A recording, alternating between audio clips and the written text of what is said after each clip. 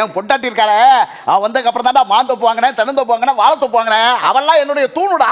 இதெல்லாம் வந்ததுக்கு அப்புறம் தான் பொண்டாட்டியா வந்தா.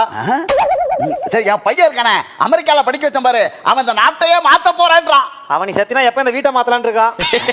வீட்டை மாத்தலான் இருக்கானா? ஆமா பண்ண. என் தம்பி இருக்கானடா, அவன் உடன் பிறந்தவன்டா. தம்பி உடையான் படைக்கு அஞ்சான். ஒரு கோட்டை கூட்ட உன்னையே கொண்டுருவான் அவன்.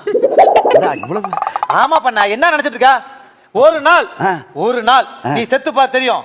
அப்பதான் யார் யார் உன் மேல உண்மையா பாசம் வச்சிருக்காங்கன்னு தெரியும், புரியும். அப்ப செத்துட்டா உடனே தெரிஞ்சுமாடா? ஆமா. அப்ப இன்னைக்கே செத்துறேன்டா. அப்ப சொத்த ஆட்டை போட்டு வேண்டியது. செத்த மாதிரி நடிக்கிறேன் சொன்னேன். செத்த மாதிரி நடிக்கவா? நடிடா பண்ண.